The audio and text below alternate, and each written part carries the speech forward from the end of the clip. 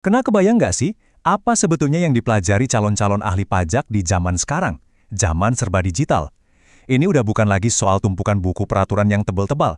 Nah, kali ini kita bakal ngintip langsung ke dapurnya, sebuah silabus universitas. Buat kita bedah sama-sama, gimana sih cetak biru seorang profesional pajak modern itu dibentuk? Kita semua setuju kan, pajak itu rumit. Tapi di dunia yang makin digital kayak sekarang, kerumitannya tuh naik level lagi. Pertanyaannya jadi, gimana caranya sistem pendidikan kita ngejar semua ini? Gimana mereka nyetak ahli pajak yang nggak cuma hafal aturan, tapi juga lincah pakai teknologi yang sekarang jadi nyawa dari profesi ini? Soalnya gini, aturannya udah berubah total. Dulu mungkin modalnya pulpen sama tumpukan kertas udah cukup. Sekarang, wah kita ngomongin soal ngoperasiin software canggih, ngelola data, dan navigasi alur kerja yang 100% digital. Jelas, skill yang dibutuhin pun ikut berevolusi. Nah, buat jawab pertanyaan tadi, kita bakal lihat langsung satu mata kuliah yang spesifik banget, namanya Praktikum Pengantar Komputer/SPT. Udah, lupain kelas teori yang bikin ngantuk. Anggap aja ini kayak gym digital, tempat para calon ahli pajak ini bener-bener ngelatih otot mereka biar siap tempur pas masuk dunia kerja nanti. Dan yang menarik, atau mungkin agak mengejutkannya, titik mulanya itu bukan dari hal-hal teknis loh.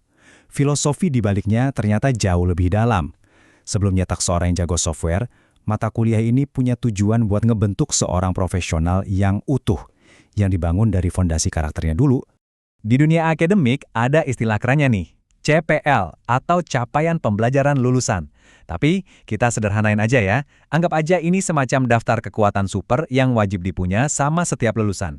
Inilah tujuan akhirnya, menciptakan profil profesional yang nggak cuma kompeten tapi juga punya integritas. Terus gimana cara dapetin kekuatan super itu? Ya, dengan cara nyelesain misi-misi yang lebih kecil di tiap semester. Nah, setiap misi ini disebutnya CPMK atau Capaian Pembelajaran Mata Kuliah. Ini adalah target-target spesifik yang harus dicapai yang nantinya bakal ngebangun kekuatan super itu di akhir perjalanan. Nah, disinilah kerennya kelihatan. Semuanya itu dirancang biar saling nyambung. Misi soal etika dan integritas atau CPMK1 ternyata langsung ngebentuk kekuatan super berupa sikap dan perilaku, CPLS.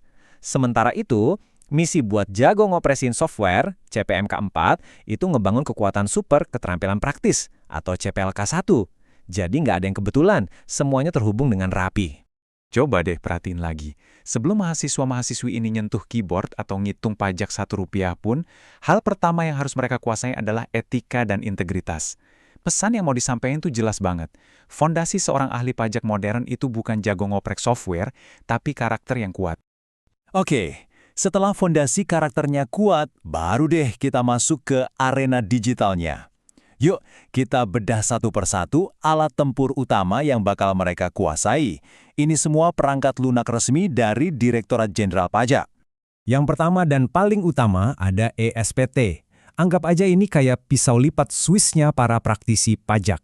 Aplikasi inilah yang jadi andalan sehari-hari buat nyiapin dan bikin laporan digital untuk macem-macem jenis pajak. Berikutnya ada e-faktur. Ini alat spesialis buat ngurusin PPN atau pajak pertambahan nilai.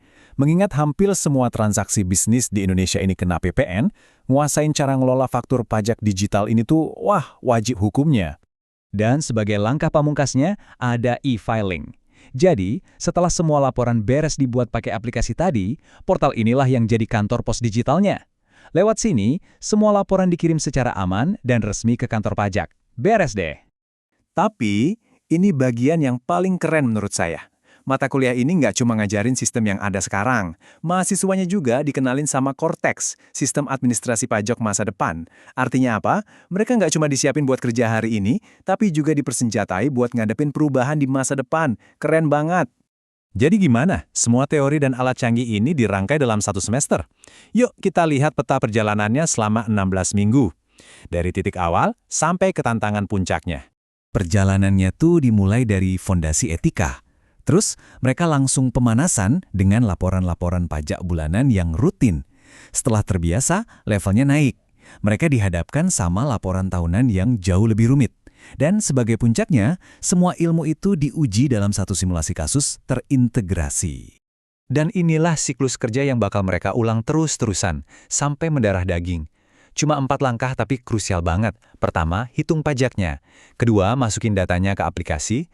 Ketiga, buat file digitalnya. Dan terakhir, laporin secara online. Ini bukan teori, ini 100% simulasi dari apa yang bakal mereka lakuin di dunia kerja.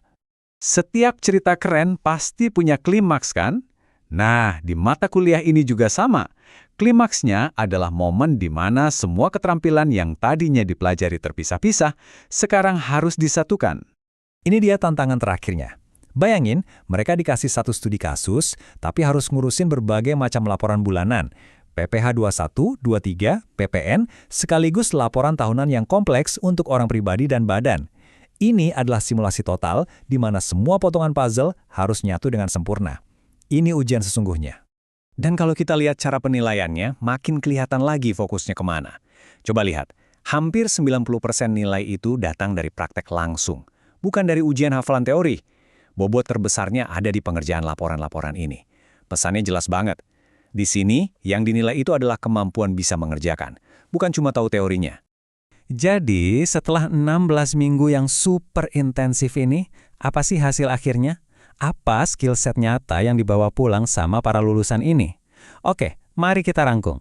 Hasilnya, seorang profesional yang benar-benar komplit. Mereka nggak cuma paham teori, tapi mereka bisa. Mereka bisa ngitung berbagai jenis pajak, bisa ngoperasiin software standar industri, dan bisa mendokumentasikan pekerjaan dengan rapi. Dan yang paling penting, semua skill teknis itu dibungkus sama fondasi etika yang kuat. Mereka bukan sekedar lulusan, mereka adalah talenta yang siap direkrut. Bedah silabus ini nunjukin satu hal yang keren banget. Ternyata pendidikan itu bisa loh beradaptasi dengan zaman. Ini juga memunculkan pertanyaan yang lebih besar buat kita semua. Seiring dunia kita yang makin digital, apakah model pendidikan praktis yang berlandaskan etika kuat seperti ini bakal jadi standar baru di mana-mana, atau cuma jadi sebuah pengecualian yang langka? Sebuah pemikiran untuk kita renungkan.